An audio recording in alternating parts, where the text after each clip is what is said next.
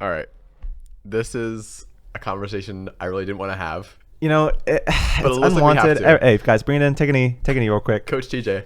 Coach TJ, assistant coach Luke in the I'm house. not assistant. I'm co-coach. So Let's you've be been getting clear. some in-person backlash about our podcast name. I wouldn't right? even say backlash. I should just say judgment. Okay, if you're, judgment. If you're listening to this right now, either you're a longtime fan of the show, or someone, likely me, has said, "Hey, check out this podcast. Check out this episode in particular, because this is going to address the very concern that you're bringing up. And the very concern you're bringing up right now is the word half-baked. Oh, half-baked, right? That's kind of sketchy connotations with real that. suggestive, huh? Let's just be very upfront. We have done no narcotics at any point in our lives. And there are certainly none in the studio right now. Let's be very clear. This is a family-friendly Christian podcast. And the fact that you're projecting this narrative of inappropriate drug usage is in fact appalling. And that says more about you than it says about this. You know? We didn't want to do this. We didn't want to do this. It's like, it's oh, not a happy intro. It's not a happy intro. You know, it's like, oh, it's not fully thought through. And I probably said this to you in person. It's not fully thought through. We're kind of like figuring it out. You can't expect the spiciest takes from us. So it's half-baked. Okay? We're not half-baked sharing our takes. Okay? There it is. Okay, we've gotten out of the way. Phew, So now, out of our system. So now we're good. Now let's go air is back to clear. fun. Now we're good. Okay, we had to get that was a little housekeeping thing. Okay, Housekeeping. But now, if you were never bringing this up, we'd love you. You know, thank you for being here. Thank you for listening. It's been forever since we dropped an episode. We're just happy for you to be here. it has honestly, and you've been away, right? Like you've been at school. You've been going to Coolidge. I've been to Calvin Coolidge, and actually, I've been to Messiah University with a long lifetime friend of mine. Oh, Who actually has been a guest on this podcast before. Who was she? oh, what was her name? Oh, it was Sarah. It was Sarah. Oh, Sarah. Oh. There she is. Wow. Hello, everybody. Man, what's the best college in the world, huh? I don't know. Like Messiah It's is definitely Harvard pretty University, much up but there. Messiah's pretty great as well, I gotta say. It's great to have you here in the studio, Sarah. Oh, it's great to be here. So I just gotta ask you, when you first heard the title Half-Baked Takes, what were your thoughts, okay? So, to be honest, I thought it was kind of wordy and it Oh. didn't have the best ring to it, but I had no narcotic connotation Okay, come so into it's my just head. a bad so, name then. Yep. So now we have both a bad name and... No, I never said it was a bad name. You said what were my first impressions, and then as soon as I heard it explained, I didn't have it explained to me. Let's As run soon it as back. it was explained, I love it. Sarah, it's a pleasure to have you here in the studio. I gotta be honest. And of course, coming in from Messiah University, it's been a great time. We've been Oh, really yeah. getting into that college lifestyle. Yeah, baby. Actually having to be Again, no adults. narcotics. No narcotics. Yes. Of course. It's a dry campus. Let's just be real clear. So yeah, I'm just wondering, how does it feel for you to like be an adult? Like you're going out there. It's like when you go to college, is when you feel like you're independent, really, like for that first time by yourself. How's that for you? Yeah, I started college when I was 17 and I have since turned 18, and now I can legally adopt a child, get married, sue or be sued, all sorts of fun stuff. And I don't feel much different, but and of course vote. That's coming into my head now. Yeah. But I will say college, I thought that I would just be totally fine and not have too much of a problem adjusting to the independence, because I figured that my parents were kind of like with me in it because they had poured so much into me my whole life.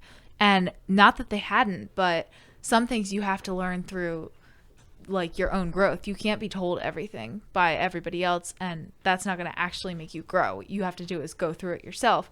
And I think the first couple of weeks I was really wishing that I like to think of it as like the analogy of a car, and I'm not sitting in the back seat anymore. I'm not able to like, oh, I'm tired, I'm going to fall asleep and snooze.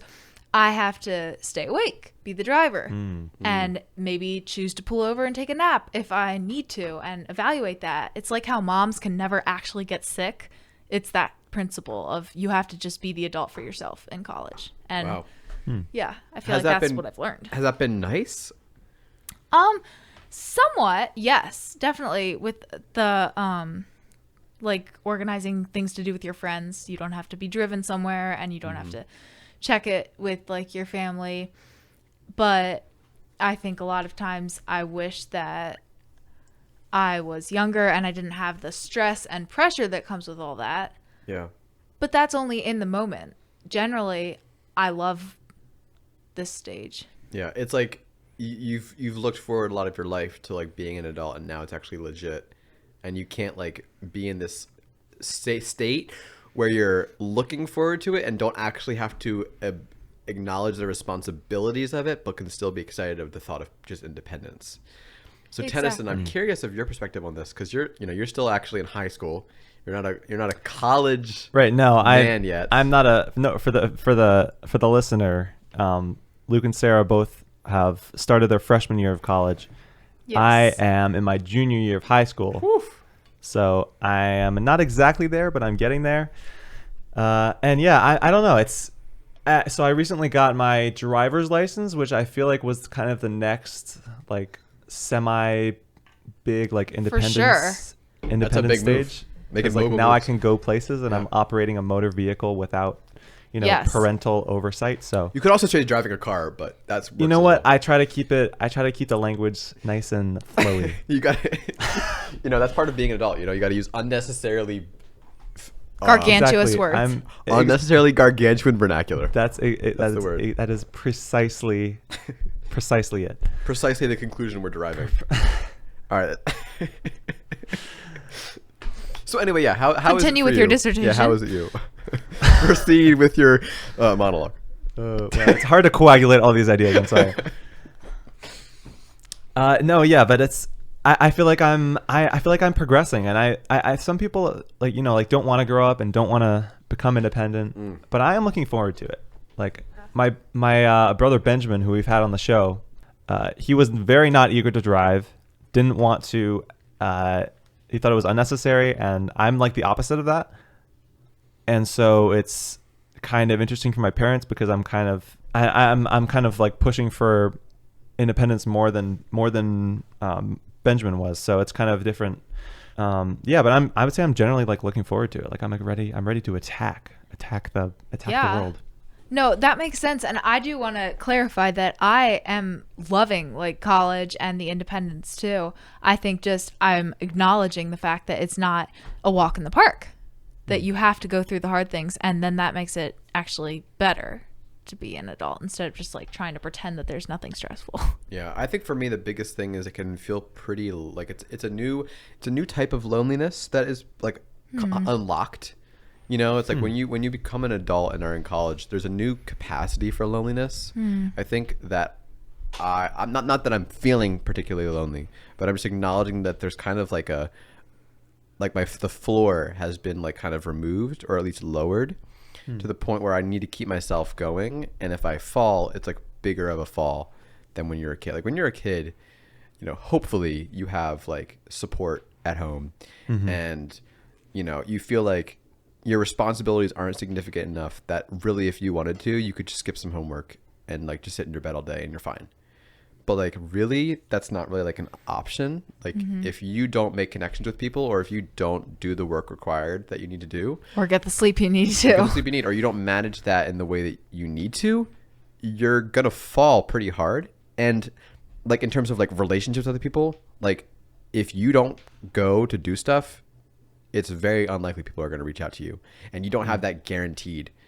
Especially when I think about like long term in my life, it's like I don't necessarily know where I'm going to be or what I'm going to do. And the idea of just kind of having to figure all that out by myself and just kind of being alone in it is kind of a not super hot idea. Like that's not like something that really excites me. Which is why I think a lot of people in college get in relationships really early, because I think they see that potential concern and they want to like address that now so that they feel like they have someone to get through this, which honestly I don't really blame people for. It just is kind of weird when people get in relationships when they know other people for a week. Like I don't know how you do that, and I see that a lot at college already. Yeah, no, that does happen. I mean, I'm not an expert at analogies or anything, but like I think of it like a bike. If you think of it like riding a bike, and like when you're younger, it's like you have training wheels, right? Not only you have training wheels, and you also have a parent with you, right? And, you know, eventually as you grow up, you know, the training wheels come off. You're able to ride the bike, right? You still have the parent there, right? But you're not, you know, you're a little more independent. And then like when you grow into adulthood, like the parent, not that the parent isn't there, but the parent's not, you know, watching over you 24/7. Like, yeah, they're on their own bike. right. If And you you guys skin are your right knee, next to you're each other. getting your own Band-Aid. They're not bandaging you. Right. And it's you know, it's very important for parents to support, you know, their kids as they grow into adulthood, but they can't be there, you know, all the time, you know, like And that shouldn't be they call expected. that helicopter parents. Yeah. I think all three of our parents too have done a great job of like helping us with that transition and giving us enough independence. Like, Yeah. nobody's perfect, but Yeah, and my parents and I have even talked about that idea of like even seeing each other as peers more. Same. Like when we like now I'm in college, and if I talk about things, and it's up to me if I want to have those conversations, or if I want to like do something, then that's up to me. And you know, if we want to go somewhere, I need a car, then it's not like a kid conversation with a parent. It's, hey, you are a person that has a car, I need a car. And it's like, you know, so it's just a different type of relationship, which is cool, but it's also different, and it's a little like unnerving because you're having to really like, you're not even like acknowledging it anymore. It's just the way it is. yeah, but I do want to make sure. I feel like this is going to depress people that are like perspective going into college, like people like Tennyson. It's awesome. And you are ready. Like that's the big thing that I realized about senior year is at the beginning of senior year, I was like, there's no way that I'm ready to be an adult next year. And then you go through senior year. It's crazy. You pray and you come out after graduation. Graduation feels unreal. It feels like you've been watching it your whole life, and then you're up there and you're like, what is happening? Why am I up here? And then that summer happens. Maybe you work. I worked a lot over the summer before college. And then you go to college and you grow in the first 2 weeks. Everybody says that.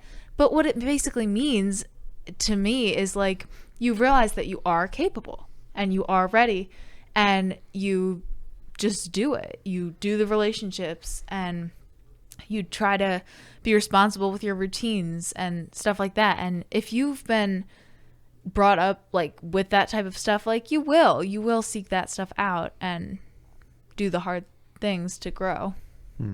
That's interesting. It actually relates to something I wanted to ask both of you a question, because I'm not at that college stage yet, obviously. So you mentioned that like the first 2 weeks are like really hard, right? Because it's like you're kind of being thrown into like hot water, you know? But Yeah. like, do you guys feel like that those beginning weeks were like, how did those compare to your expectations versus how it actually happened? Those first couple weeks, like in college. So a lot of my expectations for college were, I'll say that a lot of people would ask me that, and they would say, hey, what were your expectations? And I really said, I have no expectations. Like I expect on a very base level that I will have enough energy and confidence to go out and meet people, say hi, put myself out there, and figure it out. Like if I have classes, I'll take care of the work that I have. And I sort of viewed it through a very like problem solving type of brain. It's like, if I have any problems, I'll be able to deal with them. Rather than viewing it as like an opportunity in a way that I could like want to make the most out of the time that I have. And that's something that I think a lot of people that I've talked to, and even myself, have had, like, that's our realization. It's like, sure, we have responsibilities, and sure, we have like work, some of us, or, you know, internships that we got to think about, or long-term career moves, but really we're not going to be in this position for a while. And for us to prioritize things over the things that we want to do, like reading or doing extra studying instead of hanging out with your friends, is like almost never going to be a trade that I'm going to do, because like I'd rather get a worse grade on an exam and be able to enjoy the moment better, you know? Yeah, I would agree with that. I think the first 2 weeks are tiring for sure, but I think it's helpful to learn how to organize yourself, because even if you've done that a little bit in high school, and you certainly have, you really have to organize everything. When are you going to eat your meals? Who are you going to eat with? You never think about that in high school. You're like, I eat Right. dinner with my family, or if I'm at a friend's house, Yeah. and lunch, obviously, with friends. I'm wondering also how much of this difference that happens in terms of like organization and structure has to do with all of us being homeschooled. Like, as being homeschoolers, we have a very different insight on what an independence looks like, I'm sure. Not extremely different, but definitely a different one. And I'm wondering how this perspective would differ from someone who is not. And if they feel like they've already had to deal with that independence and that process of viewing their parents like peers before, like in high school. And I'm not sure what the answer to that is, because obviously I don't have the perspective. But I mean, yeah, Right. all Yeah. the opportunities in terms of like, you know, the classic ones, like getting your own car or being able to go anywhere that you want, and, you know, making those decisions for yourself, that what you do with your time is still shared between anyone of any like school background. Yeah, I mean, check out episode 3, I think, where Yo, we banger. our 3 or homeschool 4. episode. Yeah, so check that out for more like info about our homeschooling experience. But yeah, I don't know. I think that would require, I think, some other insight from, you know, non-homeschoolers. But that's an interesting thought, that it is probably, you know, probably very different, that change from childhood to adulthood in different kind of schooling experiences. Yeah. So something that I've been thinking about is how, instead of letting the stress kind of take over and then maybe you burn out or something, like a girl on my floor reminded me that when she was stressed about biology and all her classes for that, she said, I just remembered that like everything I do is literally to glorify God. That's my goal. And so I don't need to be stressed about this. I need to do it for his glory and not let it consume me, because you have to zoom out and see the big picture, not this assignment this night. And I think I also apply that to just friendships and life at college in general. College is a tool to help us study, and it's a structure with the assignments and the amazing professors, but ultimately we have to put in the learning. We're the ones choosing to go to college. It's our life. So it doesn't really matter if you get an A. The A is not what matters. The fact is that you need to learn it so that you can go live the life that God has planned for you. Yeah, definitely evaluating what matters in life is like a big part of my like thoughts. It's like, what of the interactions that I have with people, or what of the schoolwork that I'm doing, or the projects that I'm working on, or the long-term things that I even here for, like why am I even in college, is definitely taking up a lot of my thoughts. Because it's like looking for motivation to do things at college kind of goes back to our original discussion. It's like, when you're a kid, you just do things because your parents tell you to do them, or because they're just what you do. But now, like, if I wanted to drop out of college tomorrow and do something else, that is very realistically an option that I could do. If I had like a business that I tried to start up, and then I got super like popular, and then I started to do that full time. Like, Well, that is what happens. Like that's what happens. that To people. happens That's how to people become billionaires. So like that is definitely taking up a lot of my thoughts right now. And like, what do you have you been thinking about that as well? I definitely have been thinking about what you said, like the goal of my life. Like, we kind of have short lives, you know? And I do want to have a family, but I'm also going to college to get this degree and get a job. And my degree is a 7-year thing. I want to become a physical therapist, and you have to get a doctorate for that. Woo, nice. And Got that dissertation already? 80,000 I'm words. sure I can get, oh my gosh, it's going to be 130,000. You know me. 130? That's And- going to go over by 50 grand. 50 grand in words. No one's ever used the word 50 grand to determine word count, but now you've heard it here 50 first. grand words. This is the first platform. 50 grand. Let it be noted. So, yeah, definitely thinking about like the fact that I am choosing what, and in some ways it still feels like, well, I'm surrounded by like this community that has sort of the same values as I do, so am I doing it because they're doing it? And like, whether it's working out or whatever it is, definitely thinking about that growing up and choosing it for yourself. Yeah. Do you feel like you've come to a conclusion about what matters that you actually want to like do long term, in terms of like what actually matters in life? Literally thinking about like what the purpose of your life actually is. Are you talking about like career or just? Well, I mean, your career is what you end up doing, but still the question Right. is, why are you doing it? And doing it for money is like, that is reason people do things. And I think a lot of people, like, I'm a finance major, and I think a lot of people in the field of finance are doing it because of money. I mean, like, that's one of the best avenues to make a successful career. And as I've been like doing it, like, I didn't originally go into finance for the money. I did it because I thought, I'm good at it, and it gave me an opportunity to like organize things. But as I've been thinking about it more, it's like, I would much, much, much rather be in a job that I feel like I was able to actually like contribute to something and help people in, rather than make a crap load of money. Like, certainly be comfortable. That's what everyone wants. Everyone wants comfort. Right. Money is a factor. Right. In But excess career money process. becomes so vain and really pointless in what I want to accomplish in life anyway. Like, Yeah. to work 18-hour days or like 14-hour days that people on like Wall Street are doing, and making a bank, but just doing that much work. It's like, no, that's not what I want my life to be. So then, like, the question at that point is like, well, then what do you want your life to be? What's the point? Yeah, and I would say the whole reason, that's a really deep question. I haven't contemplated it enough really to give a perfect answer, but the reason that I wanted to go to college was because I know college is not for everybody, but for me, I am academically minded, and I wanted to do more of that studying and try to, I think it's an amazing thought to think about expanding your brain to like how much can you like do with your human brain, and how can that bring glory to God in like using your mind to the maximum capacity? Because I think a lot of times today people are not actually using, like, students are just doing the minimum and getting it done, and not actually trying to use this amazing tool of our minds and bodies as well, like trying to be healthy and take care of our bodies and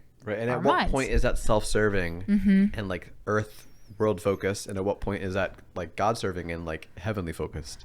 It's like, That it's is really the hard to know that. constant dilemma. One of the things I was talking about with someone at college was how, like, for me, being able just to like to listen to people and talk about what's on their mind and like what they're thinking about, or problems that they're dealing with, has for the longest time felt to me like a way that I've been able to love people. And of course, like, love, I mean, if we think about what the Bible says, like, love is the greatest commandment, and then I think that's God's way of saying this is what should matter the most to you. That I always view that as a way of like being able to love people better, but I've also acknowledged that it can also be a very self-centered like thing that I wanted to do, as in I want to do this because it makes me feel like I am like helping someone. It's not about helping that person. It's about me feeling better about myself and feeling like I'm doing something for them. Wow. Right. And at that point, it's like, well, if I have that mentality, but it's still helping someone, is it good? Or is it still self-serving?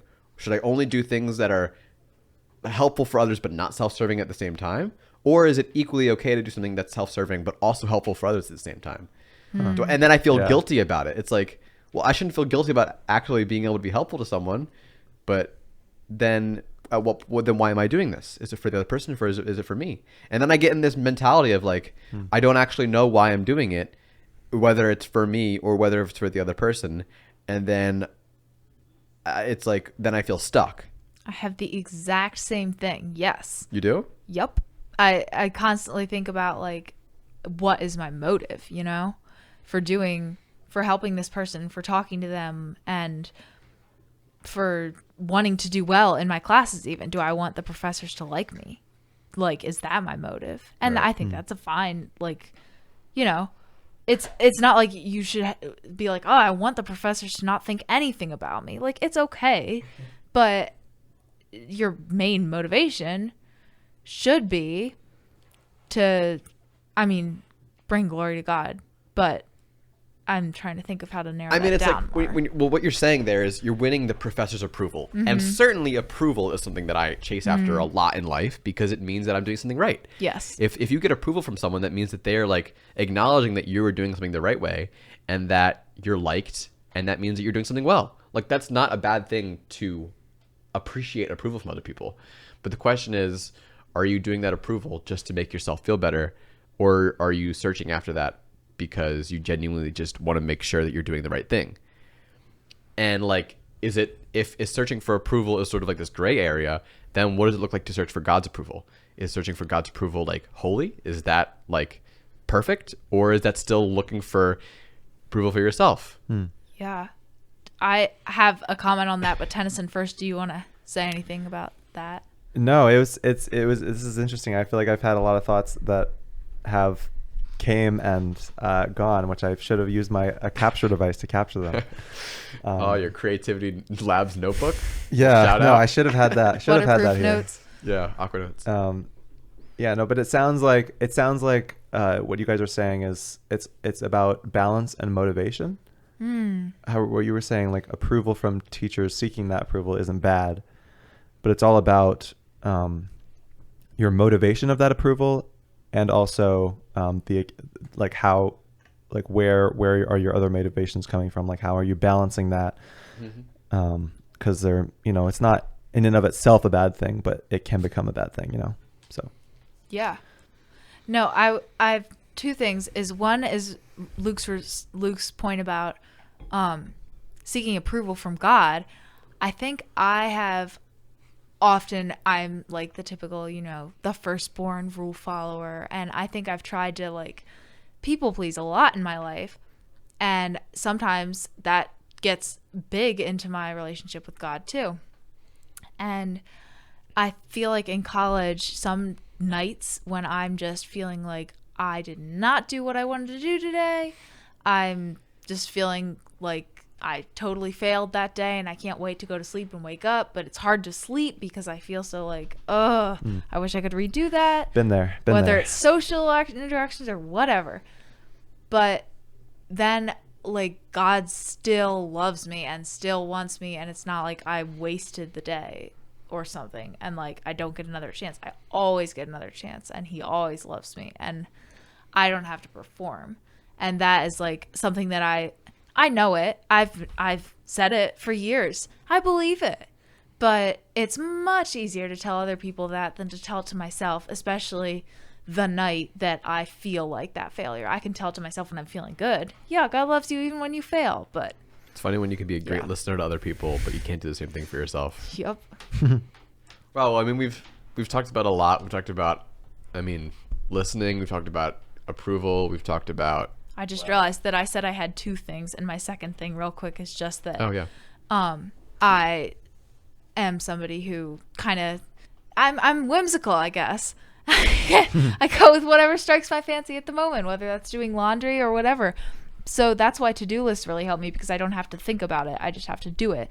And that's what you can do with like your motivations too. Sometimes just do it. Don't think about the motives, because if you get all wrapped up in the motives, then you might get like upset and not like just do it. And then the real you will like become clear, I guess. I think a theme of kind of what we were talking about today, from whether it's the new responsibilities of being an adult or the things of college that we don't fully understand, and the sort of contradiction between what we want to be and then what we actually are, is a lot of like a theme of uncertainty. And I feel like often the Christian conclusion of uncertainty is just trusting God. But like, what the heck does that actually look like most of the time? Yeah. Like, what does it look like to just pray about something? Amen. What does it actually look like to offer something up to God? It's like, Right. That's sort of what the conclusion is, but that is sort of the kind of process that's like a lifelong journey. But it's the problem about calling it a lifelong journey is that when we think about things like this, we think that it's like the thing that we'll get to in a year or two, and then we'll be better in a year or two. Like in a year or two from now, man, I'll be in a so much better place with God. But it's like, no, that's literally right now. Right now is your opportunity to do that. It's the hardest time is right now, but that's like what you actually have to do. But then what does it actually mean? And it's hard to know, because it's not something that you can just do. It's something that you have to just like live. Yeah, it's like growing up is not like a series of checklists. Yep. No, I'm literally writing a paper about faith, And a big section of that is like faith is expressed in love for others and love for God. And I think as you keep doing the loving things and keep doing the right things and keep reading your Bible and praying, and even like if you need to pray through a psalm, that's what I go to. That's a banger. It's a Yeah, banger if I don't Christian know principle. what to pray, or I haven't been able to like pray well recently, then yeah, open up whatever day of the month it is. Open up to that psalm Man, you got to start you go. multiplying it by like 2 or 3 or something. or you 10. know, Put a zero there. Yeah, like a 0.5 multiplier on the exactly. Anyway. divided by the square root of the month that we're in. Yeah, there you go. It works. There you go. Just keep doing it, and then faith and love are kind of like, oh my gosh, what is the word? Proportional, directly proportional.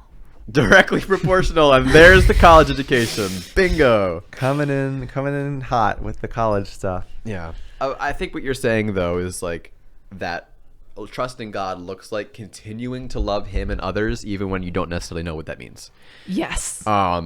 As long as like that's your goal and that's what you're trying to do, that's sort of like trusting that God's commands and that what He has told you to do is correct, and you're willing to devote your lifestyle and life to living in that pattern. And that's like the sort of trusting God in your life that I think that can actually look like. And then sort of by living in that way, opportunities arise and you start to like just understand when in the moment is right or wrong.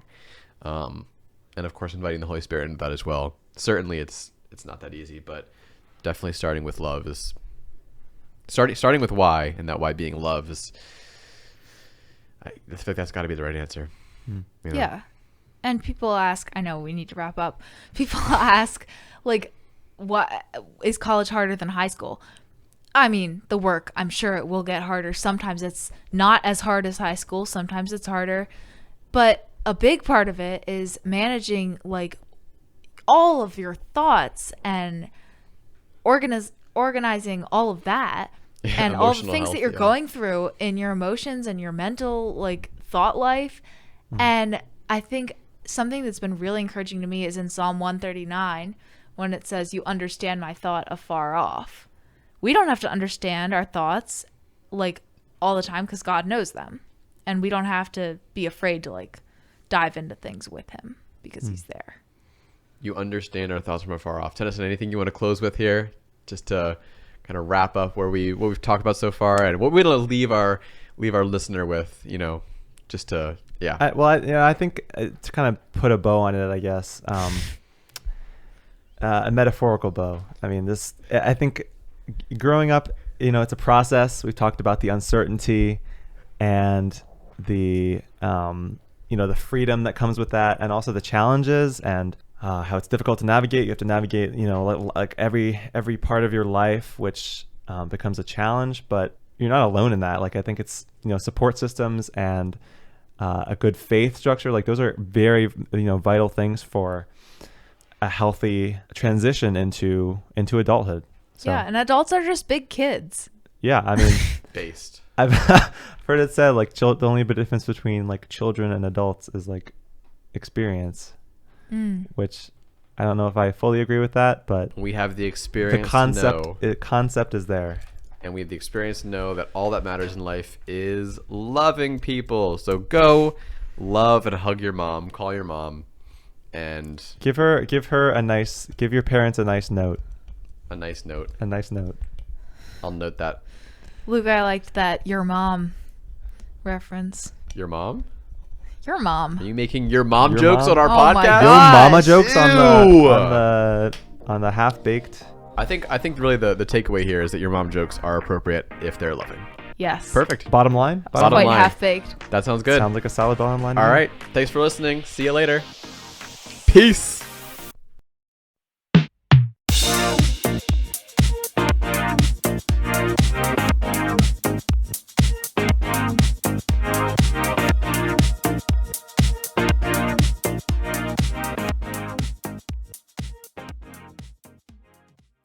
All right. Thanks for listening. See you later.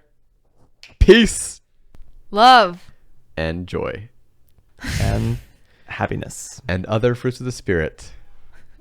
Thanks for listening. Happiness is an fruit. And gentleness. and self control.